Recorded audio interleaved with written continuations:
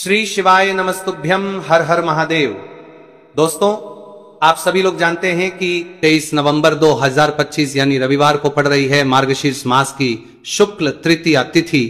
और दोस्तों, यह वह तिथि है जो मार्गशीर्ष मास में पड़ने वाली सबसे बड़ी तिथि है, क्योंकि यह रविवार के दिन पड़ रही है और इसका बहुत ही बड़ा और विशेष महत्व हो जाता है। पूज्य गुरु जी ने कहा है कि अगर कभी भी मौका लग जाए और मार्गशीर्ष महीने की तृतीया तिथि रविवार को पड़ जाए तो आप लोगों को 3 दीपक वाला उपाय तो अवश्य ही करना चाहिए। इन दोनों का संयोग बहुत ही कम आता है। इसी के साथ में गुरु जी ने अपनी शिव पुराण कथा में बताया है कि इस दिन आपको 3 दीपक वाला उपाय तो आपको अवश्य ही करना चाहिए, क्योंकि ऐसा दिन पूरे साल में सिर्फ एक ही बार आता है।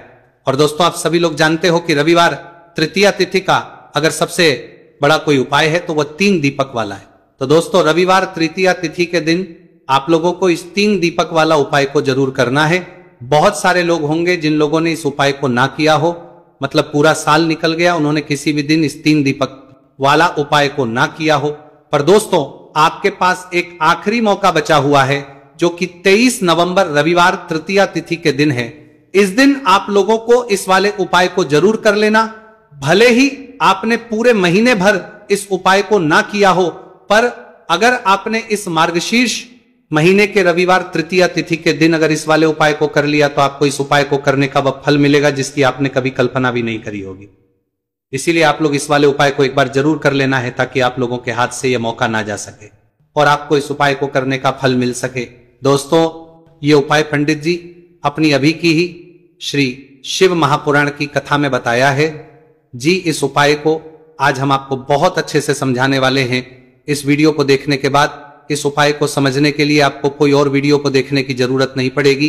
तो चलिए दोस्तों, उपाय को शुरू करते हैं। देखिए, यह मार्गशीर्ष महीने के रविवार तृतीया तिथि के दिन ये इतना खास होता है, इतना महत्वपूर्ण होता है। देखा गया है कभी कभी बड़े बड़े पूजा पाठ अनुष्ठान जो मनोकामना पूर्ण नहीं होते, वह मार्गशीर्ष महीने की रविवार तृतीया तिथि के दिन एक छोटे से उपाय करने से ही आपकी मनोकामना पूर्ण हो जाती है। और बहुत सारे लोगों ने इस उपाय को किया भी है और उनको इस उपाय को करने का फल भी जरूर मिला है। अगर आप लोग भी इस उपाय को करना चाहते हैं तो आप इस उपाय को पहले अच्छे से समझ लेना, सुन लेना, उसके बाद करना। आपको इस उपाय का फल जरूर मिलेगा और इस उपाय कर लेने से आपके घर में चाहे किसी भी प्रकार की दुख और समस्या क्यों ना चल रही हो, आपको उसका कारण भी नहीं पता है कि भाई यह समस्या किस कारण से चल रही है। उसका कुछ भी कारण हो सकता है, जैसे पितृदोष हो सकता है या किसी भी तरह का मंगल दोष भी हो सकता है। तो इस दिन आप लोगों को यह वाला उपाय कर लेना है।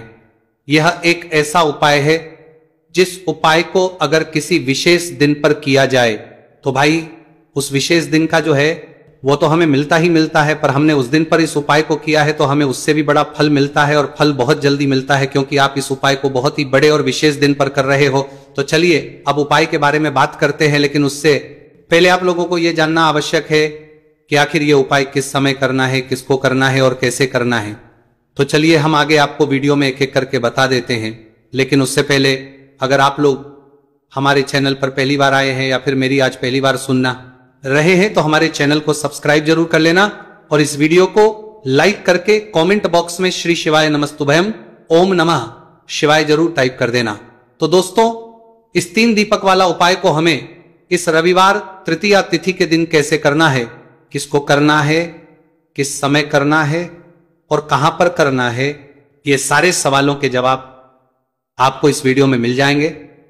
और जो ये वीडियो देखेगा भाई उसको 3 दीपक वाला उपाय करना चाहिए, क्योंकि इस दिन 3 दीपक वाला उपाय का भी बहुत ही बड़ा और विशेष महत्व होता है। और जब बात आ जाए 3 दीपक वाला उपाय की तो ये सोने पे सुहागा वाली बात हो जाती है और ये एक बहुत ही बड़ा उपाय हो जाता है इस रविवार तृतीया तिथि का।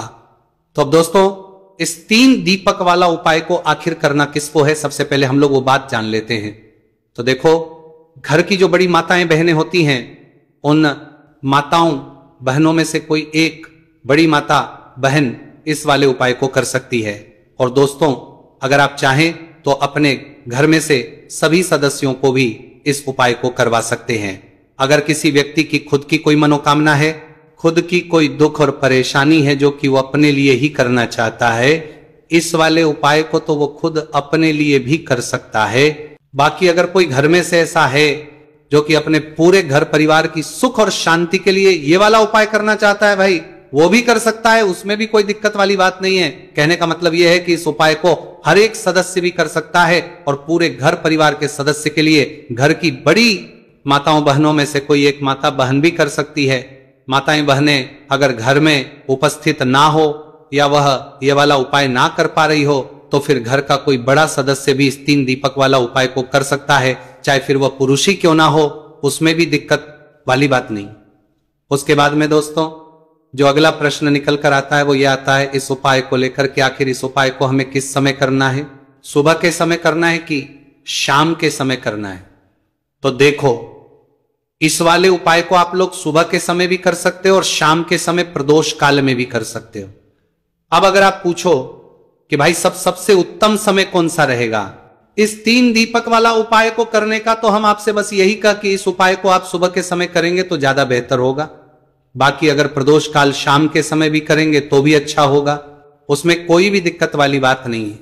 तो अब दोस्तों जो अगली सबसे बड़ी और महत्वपूर्ण बात आती है वो ये आती है कि सुबह अगर हम उपाय को करेंगे तो हमें कितने बजे से लेकर कितने बजे तक के बीच में करना है, और शाम के समय प्रदोष काल में करेंगे तो हमें कितने बजे से लेकर कितने बजे के बीच में करना है। तो देखो, सुबह जितनी जल्दी हो सके आप उपाय को करने की कोशिश करना। बाकी अगर किसी कारणवश लेट भी हो जाओ, थोड़ी देर भी हो जाए, तो 10 या 11 बजे तक भी आप उपाय कर लेना, पर 12 बजे से ज्यादा देरी ना हो, ठीक है, इस बात का ध्यान रखना। उसके बाद में दोस्तों अगर शाम के समय प्रदोष काल की बात करें, प्रदोष काल का जो समय है होता है वो शाम के 6 बजे से शुरू हो जाता है। मतलब शाम के 6 बजे से लेकर 7 बजे के बीच का जो समय होता है, समय प्रदोष काल का समय होता है। तो आप इस उपाय को 7 या 8 बजे के बीच में भी कर सकते हो। मतलब शाम के 6 बजे से रात 8 बजे के बीच में आप कभी भी इस वाले उपाय को कर सकते हो, उसमें कोई भी दिक्कत वाली बात नहीं है। देखिए, आज के इस पूरे वीडियो में हम 3 महा उपायों के बारे में जानेंगे जो कि आपकी अलग अलग मनोकामना की पूर्ति के लिए होने वाले हैं। देखिए, इन उपायों के माध्यम से आपके जीवन में जो धन से जुड़ी समस्या है वह सभी दूर, नौकरी प्राप्ति में यदि आपको समस्या आ रही है, व्यापार अच्छे से नहीं चल पा रहा है, और साथ ही साथ जीवन की समस्त समस्याओं को दूर करने के लिए आपको यह चमत्कारी उपाय करने हैं। चलिए दोस्तों, जान लेते हैं पहले महा उपाय के बारे में। देखिए दोस्तों, यदि आपकी ऐसी कोई भी मनोकामना जो परिपूर्ण नहीं हो पा रही है, आप उपाय कर करके साथ के थक चुके हैं, लेकिन आपको ऐसा लगने लगा है कि महादेव आपकी सुन ही नहीं रहे हैं, या फिर आपके घर में धन को लेकर बहुत ही अधिक समस्या है, और यदि आप चाहते कि घर में हमेशा सुख समृद्धि बनी रहे, देखिए दोस्तों, इस उपाय को करने के लिए सबसे पहले तो आपको एक पीपल का पत्ता लेना होगा। देखिए, तृतीया तिथि का दिन है, तो आप इस दिन पीपल का पत्ता पीपल के वृक्ष से तोड़ सकते हैं, और साथ ही साथ रविवार के दिन और साथ ही साथ तृतीया तिथि के इस महासहयोग में यदि आप इस उपाय को करते हैं तो इस उपाय का आपको 4 गुना फल प्राप्त होने वाला है। बार बार आपको अपने व्यापार में और अपने धन में हानि देखने को मिल रही है, यानी कि आपको प्रत्येक कार्य में हानि हो रही है, तो आपको यह करना चाहिए। देखिए, इस उपाय के लिए आपको 11 गेहूं के दाने आपको लेने हैं, ठीक है। 11 दाने लेने के बाद में आपको जरूरत होगी चावल के दानों की। 11 चावल के दाने और 11 गेहूं के दाने, और चावल के दाने खंडित नहीं होने चाहिए। अब आप कहोगे भैया गेहूं कहां से लेने हैं? देखो, आपको किसी भी किराना स्टोर पे गेहूं के दाने मिल जाएंगे, जाके ले लेना, ठीक है ना। 11 गेहूं 11 चावल के दाने लेने हैं। साथ ही साथ आपको एक तांबे का लोटा लेना है, और उस तांबे के लोटे में आपको जल भरना है। जल खुद के घर का होना चाहिए, मंदिर का नहीं होगा। अब आप ये सब सामग्री लेकर पहुंच जाओगे महादेव के शिवलिंग के पास में शाम के टाइम पे प्रदोष काल में। देखो, जब आप ये उपाय कर रहे हो तो अपना फेस रखना उत्तर दिशा, नॉर्थ डायरेक्शन की तरफ। अब यहाँ पे जो मैं आपको क्रम बताने जा रहा हूं ना, उस मेरे क्रम को बहुत ध्यान से सुनिए। महादेव को अगर कोई सबसे प्रिय है ना, तो उनकी सबसे छोटी पुत्री जिनका नाम है माता अशोक सुंदरी, जो आपके पास में चावल के रहदाने हैं ना, उन चावल के 11 दानों को माता अशोक सुंदरी के स्थान पर आपको अपना नाम और गोत्र बोलते हुए समर्पित कर देने हैं, है ना। चावल के दानों को रखने के बाद में जो आपके पास में तांबे का लोटा है ना, उस तांबे के लोटे को कहीं पे भी हम जल नहीं चढ़ेंगे। सिर्फ और सिर्फ माता पार्वती का जो हस्तकमल आपको दिख रहा है, यहीं पे गोल गोल आपको समर्पित करना है, उसी जल को, और कहीं नहीं। ना तो माता अशोक सुंदरी के स्थान पर, न शिवलिंग के ऊपर, सिर्फ आपको यहाँ पे गोल गोल जलाधारी पर आपको उस जल को समर्पित करना है। अब आपके पास में बचे हुए हैं 11 गेहूं के दाने और बचे हैं। उन्हीं 11 गेहूं के दाने को आपको अपनी मनोकामना, अपने विशेष कहते हुए महादेव के शिवलिंग के ऊपर अगर आप तृतीया तिथि के दिन प्रदोष काल में समर्पित कर देते हैं तो आपकी जो भी मनोकामनाएं होंगी, जो भी विश होंगी, महादेव पूरी जरूर करते हैं। अन्न समर्पण करने से, उस खासकर गेहूं को समर्पण करने से हमारी इच्छाएं पूरी होती हैं। और अगर वो दिन तृतीया तिथि का दिन हो तब तो इससे सुंदर संयोग कुछ भी नहीं हो सकता। आपकी इच्छाओं को पूरा करने के लिए बहुत स्पेशल, बहुत प्यारा सा उपाय आप सभी को जरूर करना है। ध्यान में रखिएगा, ये उपाय प्रदोष काल में करना है। देखो गुरुजी ने कहा है, भगवान शिव के शिवलिंग पर 33 कोटि देवी देवता का वास होता है। अगर हम शिवलिंग के सामने कुछ भी उपाय करते हैं तो हमारे सभी देवी देवता हमसे खुश हो जाते हैं। ये उपाय आपको अवश्य करना है। देखो सुबह के टाइम नहीं कर सकते, ठीक है। अब बात करते हैं अगले उपाय की। देखिए अब हम जान लेते हैं गुरुजी द्वारा बताए गए दूसरे उपाय के बारे में। इस उपाय के लिए आपको मात्र 2 लौंग लेनी होगी, यानी कि आपको लौंग का जोड़ा लेना है। 2 फूल वाली आपको लौंग लेनी है। लौंग का जोड़ा से भी खंडित नहीं होना चाहिए, इस बात का ध्यान रखें। इसी के साथ में आपको लेना होगा लाल चंदन का पाउडर। देखिए यदि आपके पास लाल चंदन की लकड़ी है तो उसे घिसकर भी आप चंदन के रूप में प्रयोग कर सकते हैं। यदि पाउडर है तो उसका भी आप अपने करवी है तो उसे पाउडर है, उसे करवी है तो उसे पाउडर है, तो उसे पाउडर है, तो उसे पाउडर है, तो उसे पाउडर है, उपाय के लिए प्रयोग कर सकते हैं। देखिए चंदन जो है वो तेज का प्रतीक माना गया है और साथ ही साथ जीवन के अंधकार को दूर करने का प्रतीक माना गया है। अब इसी के साथ में मात्र एक तांबे के पात्र के अंदर शुद्ध जल लेना होगा अपने घर से। अब दोस्तों ये तीनों सामग्री लेकर के सीधे आपको पहुंच जाना होगा भगवान शिव के मंदिर में। देखिए इसी के साथ में आपको एक गोलबाती का दीपक भी लेना होगा। दीपक आप मिट्टी का भी ले सकते हैं, शुद्ध घाटा मढ़कर उसका भी तैयार कर सकते हैं। और दीपक में आपको शुद्ध घी का प्रयोग करना है। लेकिन जैसे ही आप इन सभी सामग्रियों को में लेकर के पहुंचेंगे मंदिर में, जैसे ही आप चौखट के वहां पर पहुंचेंगे तो मंदिर की चौखट के सीधे तरफ आप जो अपने साथ एक गोल बाती का दीपक लेकर के आए हैं उसे आपको सबसे पहले तो प्रज्वलित कर देना है। यानी कि जैसे ही आप मंदिर की चौखट के वहां पर प्रवेश करते हैं तो उसके सीधे तरफ आपको ये गोल बाती का दीपक प्रज्वलित कर देना है। अब देखिए जैसे ही आप ये दीपक प्रज्वलित करेंगे तो आपकी जो भी मनोकामना है उससे आपको बोल देना है। आप इस दीपक को इस प्रकार से करने के बाद इन सभी सामग्रियों को आपको शिवलिंग के पास में लेकर पहुंच जाना है। अब देखिए दोस्तों, आपके पास जो एक तांबे के पात्र के अंदर शुद्ध जल है उसमें से आपको केवल आधा लोटा जल ही भगवान शिव के शिवलिंग पर अर्पित करना है। आधा लोटा जल आपको उसी पत्र के अंदर बचा लेना है। अब दोस्तों आपके पास जो 2 लौंग है यानी कि का जोड़ा है उससे आपको अपना नाम और अपने गोत्र को बोलते हुए आपकी जो भी समस्या चल रही है, आपके जीवन में जो भी परेशानी उत्पन्न हो रही है उन्हें आपको बोल देना है। और ये जो लौंग का जोड़ा है इसे आपको भगवान शिव के शिवलिंग पर अर्पित कर देना है। जैसे आप ये 2 लौंग शिवलिंग पर चढ़ाएंगे तो अपना हाथ जो है वहां पर आपको रखना है और महादेव से आपको प्रार्थना करनी है कि मेरे जीवन की ये जो परेशानियां हैं ये सभी दूर हो जाए। यानी कि आपके जीवन में धन की संबंधित परेशानी चल रही है, कर्ज की समस्या चल रही है, बच्चों का पढ़ाई लिखाई में मन नहीं लग पा रहा है, घर के जो आर्थिक संकट है वह सभी दूर हो, व्यापार आपका ढंग से नहीं चल पा रहा है, घर में रोग की स्थिति बनी हुई है। यानी कि जिस भी प्रकार की आपकी समस्याएं हैं उसे आपको महादेव से बोल देना है और महादेव से इन सभी समस्याओं को दूर करने के लिए आपको प्रार्थना कर लेनी है। अब देखिए दोस्तों, आपने जो 2 लौंग शिवलिंग पर समर्पित की थी उसे आपको वहां से उठा लेना है और इन दोनों को आपको शिवलिंग से उठा करके सीधे उसे जल के पात्र के अंदर डाल देना है।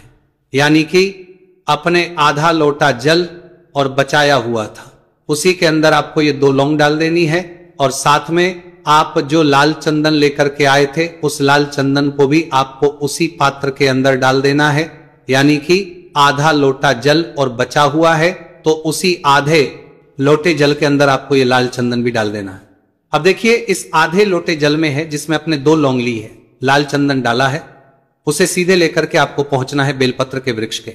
वहां पर देखिए बेलपत्र का वृक्ष यदि आपके घर पर है तो वहां पर आपको आ जाना है। आपके घर के आसपास कहीं भी है तो वहां पर आपको पहुंच जाना है और उसके बाद आपका जो मुख है वह उत्तर दिशा की ओर होना चाहिए और उसके बाद आपको अपना नाम और अपनी गोत्र को बोलना है और पुनः अपने जो भी परेशानियां शिवलिंग के पास में बोली थी उन्हें आप वापस से बेलपत्र के वहां पर भी बोल देनी है।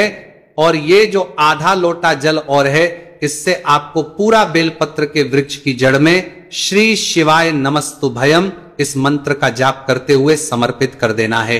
तो बस इतना सा उपाय आपको करना है जो भी आपकी परेशानी है, समस्या है, उससे महादेव निश्चित ही दूर करेंगे। अब दोस्तों हम जान लेते हैं तीसरे चमत्कारी और विशेष उपाय के बारे में। देखिए ये उपाय बहुत ही है, क्योंकि इस उपाय से आपके जिम में तेज की वृद्धि होगी, यानी कि जीवन से जितना भी अंधकार ही वो सभी दूर होगा। तो इस उपाय के लिए आपको मात्र एक गुड़ का टुकड़ा लेना है। गुड़ का टुकड़ा आपके जीवन में तेज की वृद्धि करता है और साथ ही साथ आपके जीवन से जो अंधकार है उसे दूर करता है। इसी के साथ में आपको एक चावल दाना यानी कि अक्षत का दाना लेना है। यह चावल का दाना आपके जीवन में सुख शांति को लेकर के आता है, आपके जीवन में धन की जितनी भी परेशानियां हैं उन्हें समाप्त करता है। इसी के साथ में आपको मात्र एक हरा मूंग लेना है। हरा मूंग जो है वो बुध ग्रह को प्रसन्न करता है। देखिए हरे मूंग का उपाय करने से बुध ग्रह मजबूत होता है और बुध ग्रह के मजबूत होने से बुद्धि, ज्ञान और विवेक की प्राप्ति होती है। तो ये तीनों ही सामग्री आपको एक एक लेनी है, यानी कि एक गुड़ का, एक चावल का दाना, एक हरा मूंग आपको लेना है। देखिए हरा मूंग का दाना और का जो दाना है वो आपको साबुत लेना है, खंडित नहीं होना चाहिए। और इसी के साथ में आपको मात्र एक तांबे के पात्र के अंदर अपने घर से शुद्ध जल ले लेना है। देखिए अब इन सभी सामग्रियों को लेकर के सीधे आपको पहुंच जाना है भगवान शिव के मंदिर में। आप ये उपाय सुबह से लेकर के शाम तक किसी भी समय कर सकते हैं, लेकिन रविवार के दिन ही आपको इस उपाय को करना है। तो सबसे पहले तो ये जो एक गुड़ का टुक्का है, एक चावल का दाना है और एक हरा मूंग का दाना है, उन तीनों को आपको उस जल के पात्र के अंदर डाल देना है। लेकिन ये जो उपाय है आपके जीवन की सारी परेशानियों को दूर करने के लिए होता है, लेकिन विशेष मनोकामना तीनों सामग्रियों से ही आपकी परिपूर्ण हो जाती है। देखिए यदि आपके जीवन तेज होगा तो सभी आपसे वार्तालाप करेंगे, सभी आपसे बात करेंगे और आपका जो मान सम्मान है वह बढ़ता है। और चावल का जो दाना है वह धन वृद्धि करता है, मन की शांति के लिए होता है। और हरा मूंग जो है वो बुद्धि, ज्ञान और विवेक की प्राप्ति के लिए होता है। अब देखिए ये जो एक पात्र है, इससे आपको भगवान शिव के शिवलिंग पर धीरे धीरे अर्पित कर देना है। श्री शिवाय नमस्तुभयम इस मंत्र का जाप करते हुए और तुमरुकेश्वर महादेव का मन में स्मरण करते हुए, लेकिन तुमरुकेश्वर महादेव का स्मरण करने से ये जो उपाय है और अधिक प्रभावशाली हो जाता है। तो महादेव का स्मरण करते हुए ये उपाय करने से आपके जीवन में जो भी अशांति है वह सभी दूर हो जाएगी। तो इस प्रकार से आपको ये सुंदर सा उपाय कर लेना है। इसके बाद बात करते हैं तीसरे उपाय की। देखो ये उपाय बहुत ही अचूक उपाय है जो आपको करना है। देखो इस उपाय के लिए आपको 2 दीपक लेने हैं। देखो दोनों दीपक आपको मिट्टी के दीपक लेने हैं। उसके बाद आपको दोनों दीपक को प्रज्वलित करने के लिए आपको लंबी बाती लेनी है और ये दीपक घी और सरसों के तेल से दीपक प्रज्वलित करने हैं। ये सब लेने के बाद आपको लेना है एक कटोरी में कच्चा दूध थोड़ा सा लेना है। उसके बाद आपको लेना है एक लोटा जल। देखो गुरुजी ने इस उपाय के लिए बताया है कि ये उपाय आपको प्रदोष काल में करना है। कहते हैं कि बेलपत्र के वृक्ष में प्रदोष काल के समय में महादेव वास करते हैं। उस समय हम कोई भी उपाय करते हैं तो उसका फल हमें अवश्य मिलता है। देखो अब ये सब सामग्री लेकर आपको प्रदोष काल में चले हैं बेलपत्र के वृक्ष के। वहां पर देखो, वहां पहुंच जाने के बाद आपको सबसे पहले बेलपत्र की जड़ में सबसे पहले वो दूध जो आप लाए हैं उसे समर्पित कर देना है।